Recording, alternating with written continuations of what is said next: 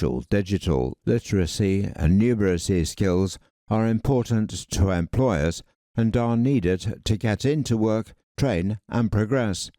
They have been consistently cited in local skills improvement plans as key to upskilling in local areas, so access to training that will tackle these skills gaps is important for boosting employment and progression. 192.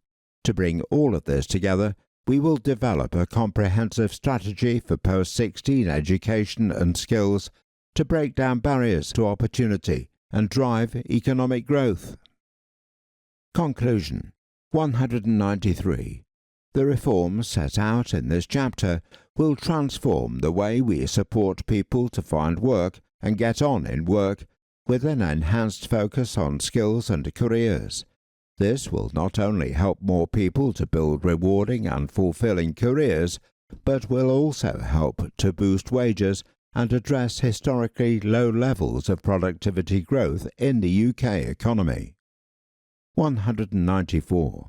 Our Job Centre Plus reforms will shift our focus to providing people with genuine, better and more tailored support. The new service will be one which works better and more closely with employers of all sizes to help them fill vacancies. It will have a new, radically enhanced digital offer which anyone will be able to use to access support. Across Great Britain, we will work closely with local partners to ensure that the new service is tailored and geared up locally to address the different challenges we face in local labour markets. 195. Ultimately, by helping people to make more informed choices about their employment and careers trajectory, we will help more employers to recruit the skilled workforce they need. In turn, this will get Britain working and play a key role in delivering on the government's growth mission. That is the end of Track 7. Track 8. Chapter 6. Taking a system-wide approach to get Britain working. 196. The labour market reforms set out in this white paper support the government's wider policy agenda to deliver economic growth and break down barriers to opportunity. That is why our reforms will be complemented by plans to deliver a modern industrial strategy that creates high-quality jobs in sectors for the future, reinforced by a strengthened employment rights framework that will ensure access to good work that improves living standards across the country, enhanced by actions across government to reduce barriers to work, which can be multifaceted and set across multiple areas and layers of government.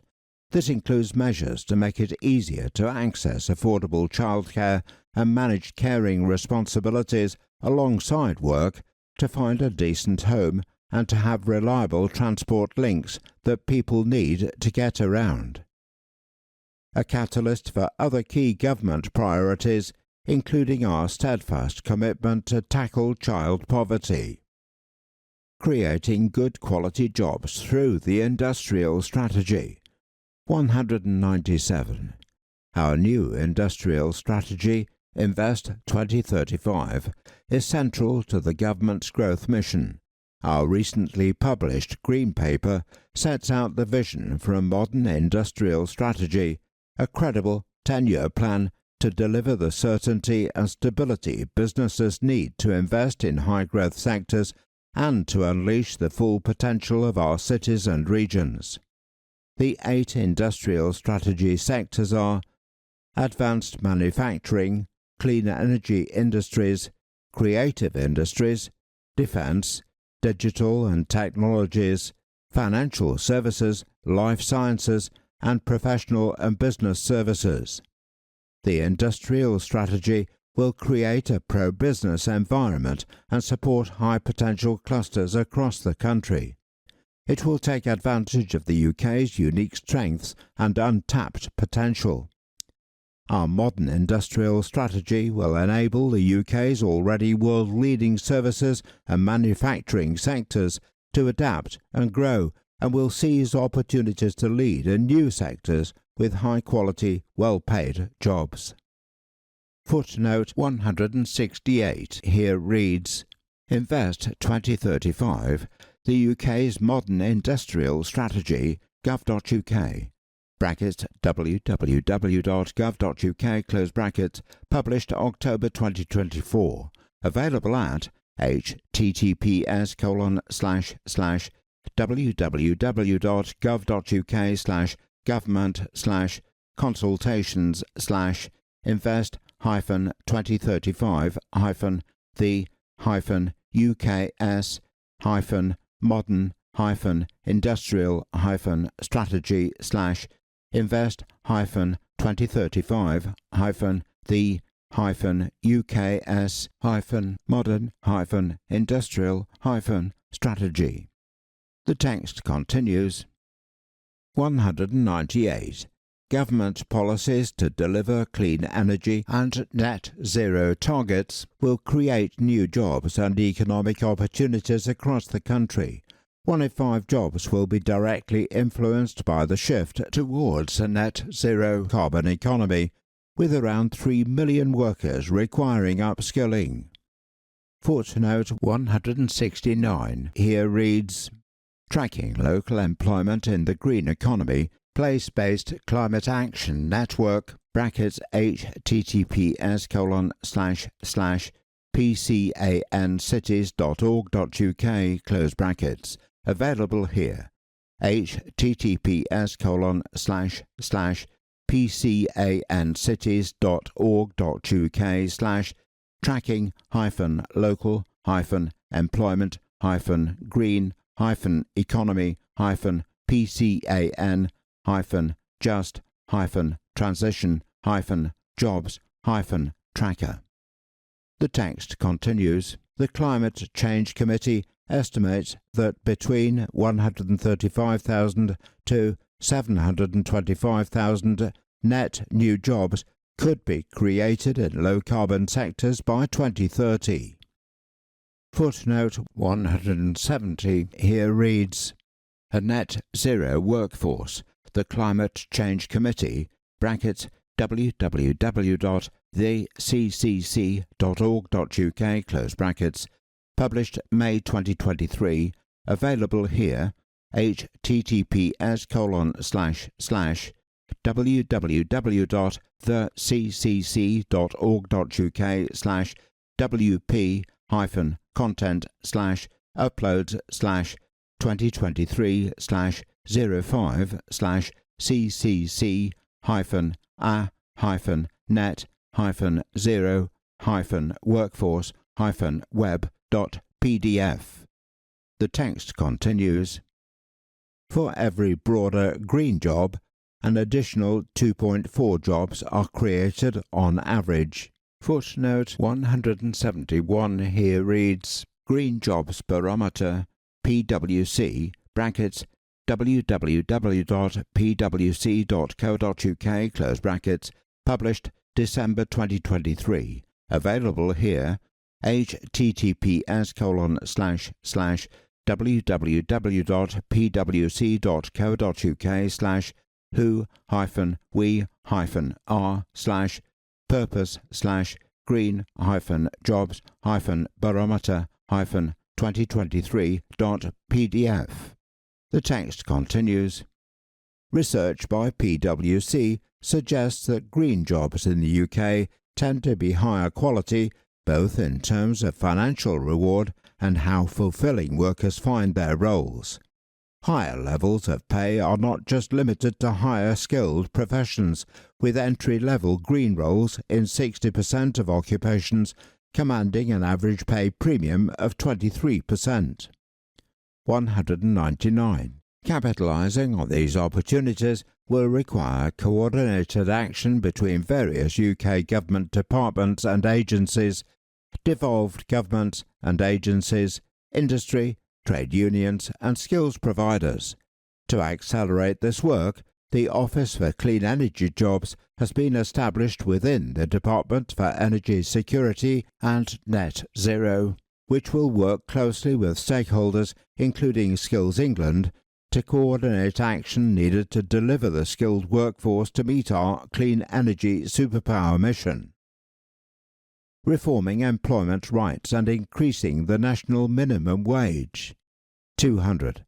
The plan to make work pay will strengthen the employment rights framework and is a core part of the mission to grow the economy, raise living standards across the country, and create opportunities for all.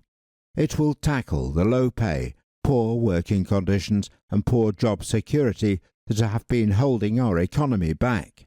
It will achieve this by bringing in day one rights, modernising the legislative framework that underpins our trade unions, and protecting businesses and workers from the minority who knowingly break the rules.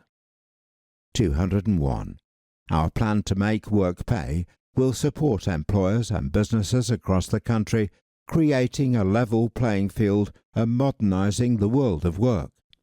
Once implemented, it will represent the biggest upgrade of workers' rights in a generation. Alongside the government's new industrial strategy, it will help drive long-term, sustainable, inclusive and secure growth. 202. Furthermore, the government has accepted the Low Pay Commission's recommendations on the rates of the National Minimum Wage, NMW, including the National Living Wage, NLW. From 1st of April 2025, the National Living Wage will increase by 6.7% to £12.21 per hour for eligible workers aged 21 and over. This represents an increase of £1,400 to the annual earnings of a full-time worker on the national living wage and is expected to benefit over 3 million low-paid workers. From 1st of April 2025, the 18 to 20 national minimum wage will increase by a record amount in both cash and percentage terms, increasing by 16.3% to £10 per hour, beginning to close the gap with the national living wage. This represents an increase of over £2,500 to the annual earnings of a full-time worker on the 18 to 20 national minimum wage, and is the first step in the government's plan to remove the discriminatory age bands and create a single adult wage rate for eligible workers. Expanding support for parents and carers. 203. The government is committed to addressing structural factors to support people into the labour market, such as expanding access to early years education and childcare.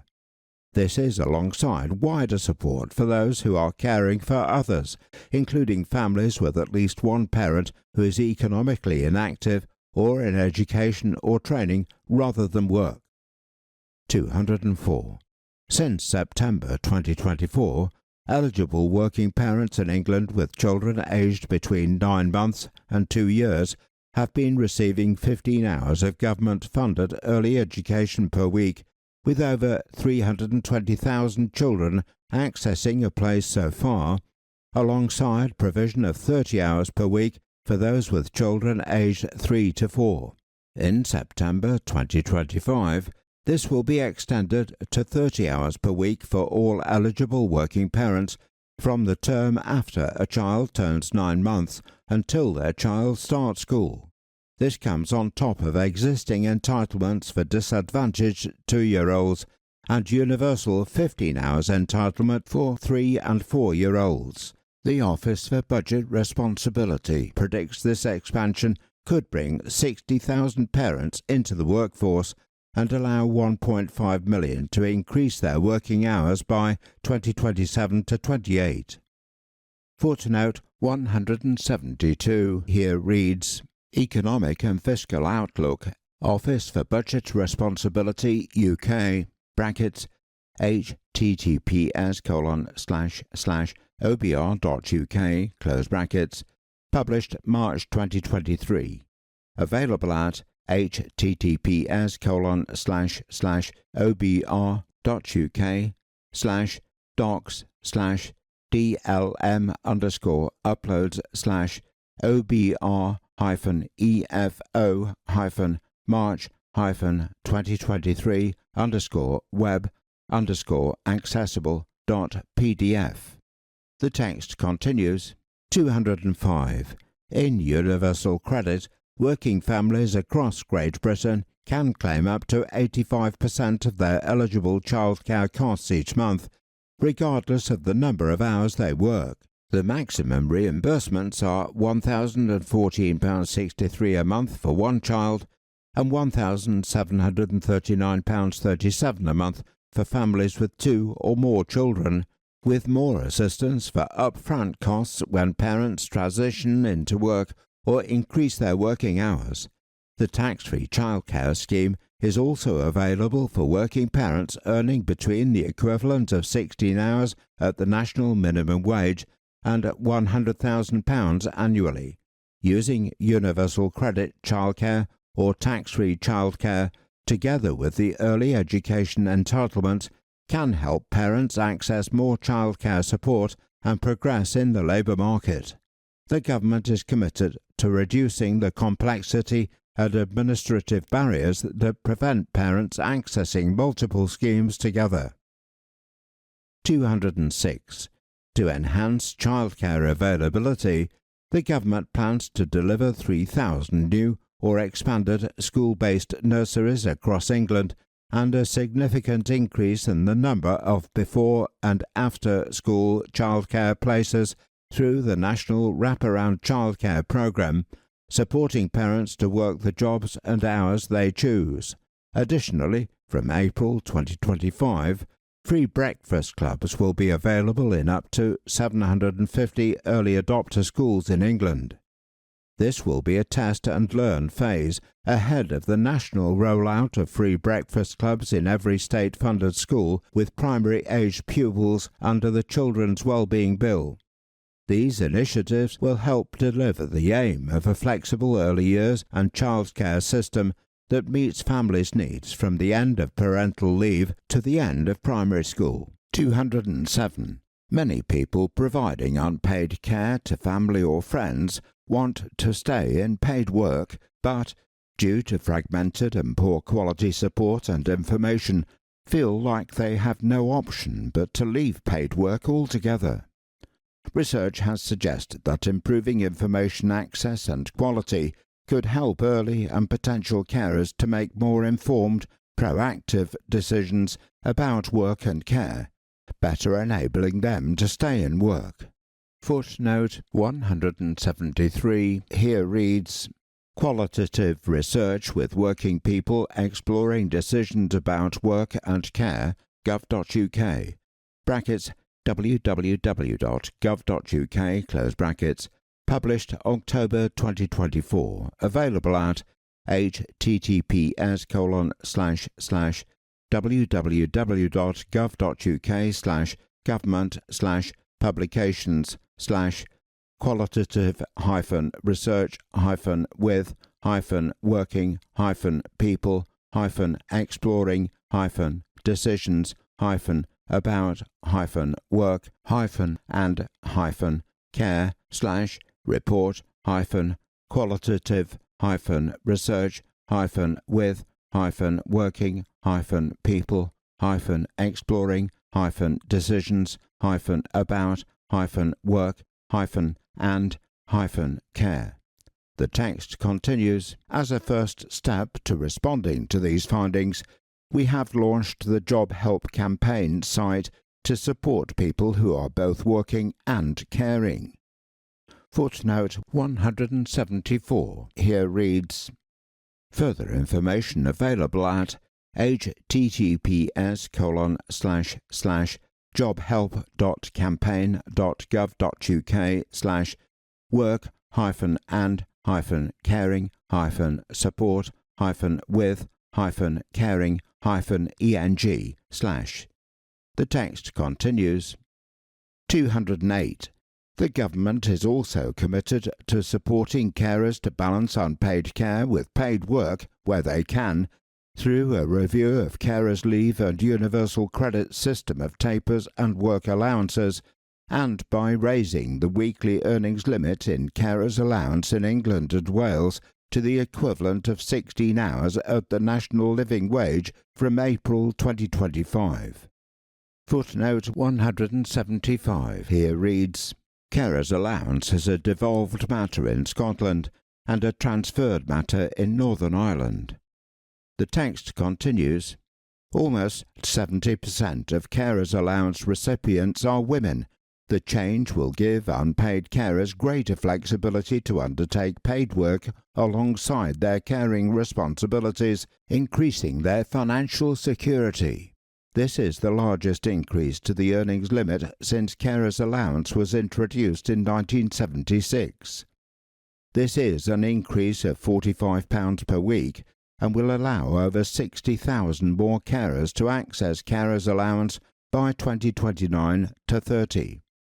Footnote 176 here reads, Autumn Budget 2024 HC 295 available at https://autumnbudget2024/autumn-web_accessible_.pdf.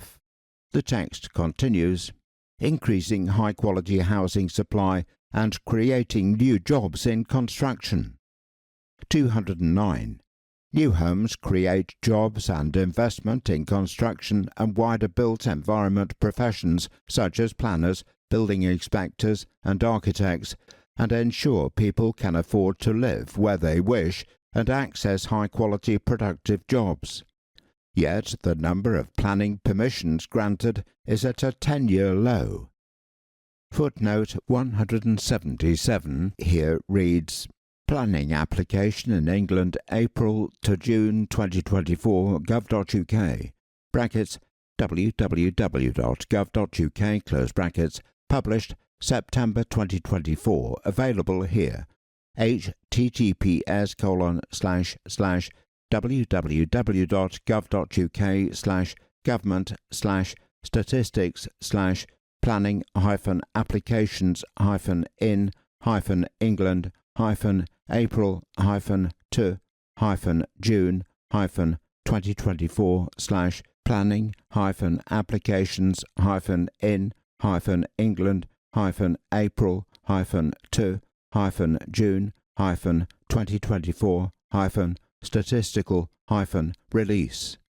The text continues.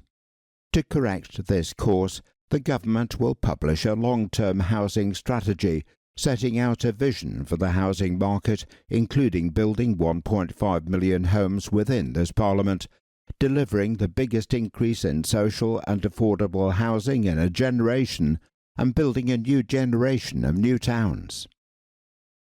210. New funding confirmed at the budget is part of the first steps to deliver the homes the country needs, with £500 million in new Affordable Homes Programme funding to deliver more affordable housing and ensure social housing is available for those who need it.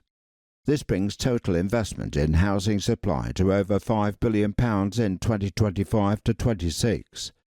This sits alongside further changes the government is taking forward, including reform to the planning system to build more homes and improve affordability over time, moving towards longer-term stability for social housing through consulting on a new 5-year social housing rent settlement to unlock more investment in new homes and stemming the erosion of the social housing available by reducing right-to-buy discounts.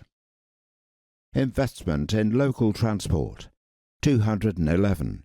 Unreliable transport services and inaccessible infrastructure hold too many people back from accessing work and progression opportunities. The average minimum travel time via public transport to reach a large employment centre offering 5,000 or more job opportunities takes roughly double the time when compared to travelling by car. Footnote 178 here reads, Journey Time Statistics England 2019 gov.uk brackets www.gov.uk close brackets published November 2021, available here, https://www.gov.uk/government/statistics/journey-time-statistics-england-2019/journey-time-2019 #journey-times-to-key-services JTS0101. The text continues. 212. The city-region sustainable transport settlements will, when combined with greater devolution of funding and powers in England, provide eligible mayors and local leaders with the ability to ensure that the government's investment in local transport can align with the biggest opportunities for growth in these key city regions, including those identified in local growth plans. 213.